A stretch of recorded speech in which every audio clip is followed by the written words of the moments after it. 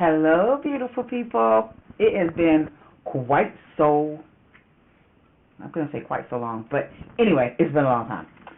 So I decided to just get up, walk in here, and record some content. Why? Because I can. We got to catch up on a lot of things. So where do I start? I'm so excited and elated about this next chapter in my life. And for those that don't know, I work for Verizon, or at least I used to, as of the 19th of December.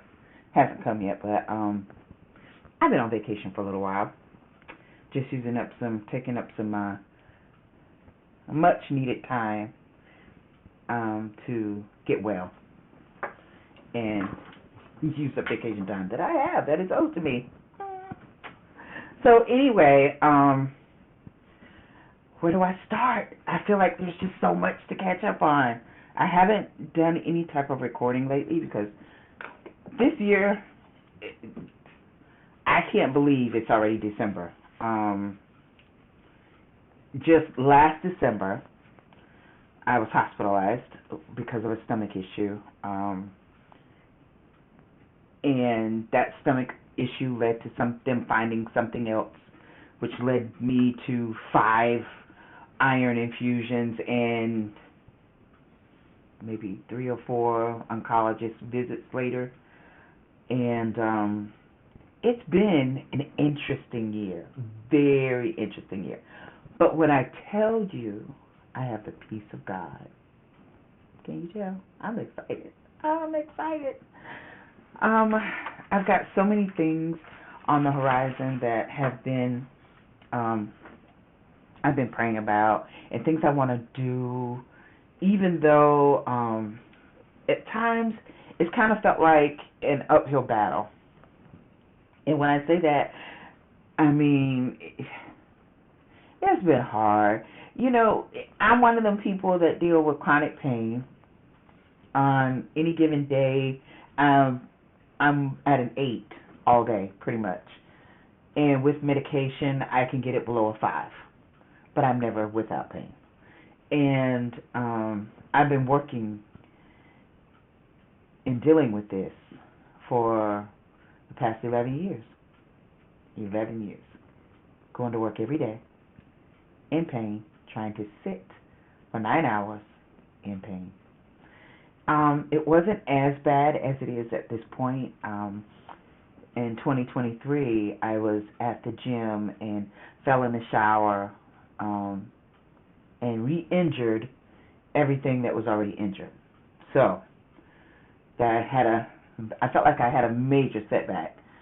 But again, I'm going to work every day, giving them my all until the all wasn't good enough. And I shouldn't say that. You know what? I retract that. I'm not going to say that. I'm not going to say my all wasn't good enough, because I feel like when you give it 110%, 150%, it's good enough. But I have been praying and asking God, what is it that what is it that you would have me to do? How often do we sit down and ask God, what is it that He would have us to do? Think about that. So after praying about this, asking God, am I supposed to be on this job until retirement? Most of us that have been born in the 1990s, as my grandson would say, born in 1971, I will be 54 years, Lord willing, on Christmas Day. And I'm thinking, it seems like the older I get, the more they move the age for retirement. Is it just me? I mean, there was one point where I remember being younger, and it seemed like the retirement age for my generation was around,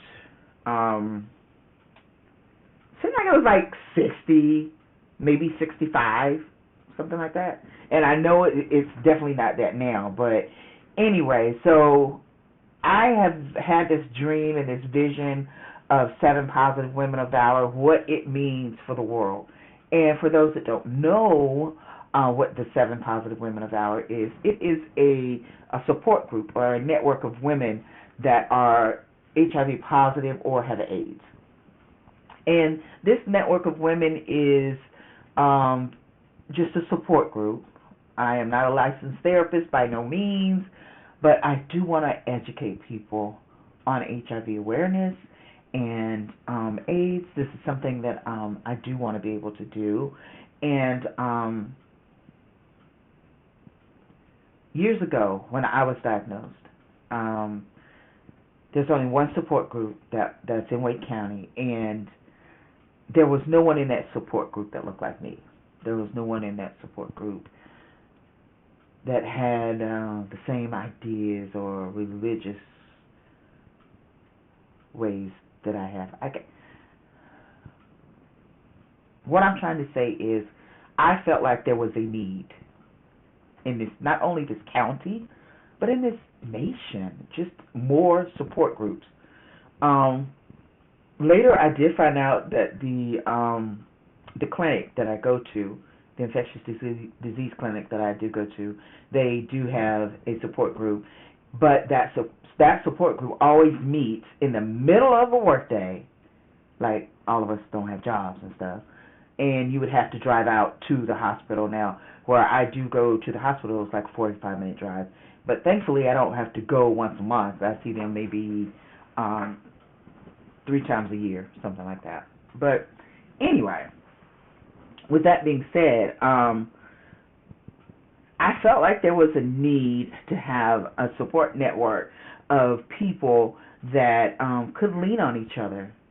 You've got someone that will pray with you, someone that will help you come up with an idea or a way of getting funds for whether it be food, gas, get to the doctor, whatever. This is the dream for this organization that I want to work on.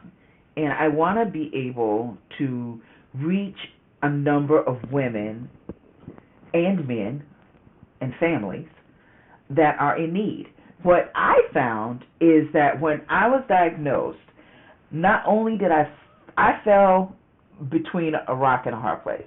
I had a job, I had insurance, but the medication was too expensive and I couldn't afford it. So there was a time in my life where I had to make a decision whether or not I was going to eat and feed my daughter, or was I going to take medication? So I chose to feed my daughter. I went a few months without any medicine at all, and almost a year, and became sick. I got food poisoning and could not shake it for the life of me. Most people know food poisoning usually runs its course within 24 or 48 hours, if I'm not mistaken. And with me, I got it, and I just could not shake it. So for like 3 months, yeah, okay, just terrible. And that same year, I lost an auntie to lupus. And it was hard. It was really, really hard. Nobody to talk to. My mom and my brother and my sister knew about my illness, but I didn't want to talk to them about it. I felt like they had things going on in their life, and I just didn't want to dump on them. So it was a support group is what I needed. Now, I will say this. I worked at BTI with a young lady. I know she won't mind me mentioning her name. Her name is Keila Chavis. And I remember talking to her about my situation. And at that point in my life, guys, I would not watch a commercial. I wouldn't watch a TV show, a movie, anything that had to do with HIV or AIDS. I was not looking at it. But yet I wanted help. I know. Just crazy, right? So she did some legwork for me, and she found a support group in Wake County, and that's the one that I went to. And I was there for a while until I met my friend Ruby. So that's where we started coming up with these ideas, and I explained to her about my idea for 7 Positive Women of Valor. I am so elated that this next chapter of my life will allow me to work on my vision. It will. And that's something that I hope and I pray will be able to bless so many other people. So just remember, little old me, because you will hear more about 7 Positive Women of Valor. You will see more content, and I'm hoping, just hoping, that you will tell someone about us so that we can help them. So if you'll look down in my bio, just right there, I'll give you a link for 7 Positive Women of Valor.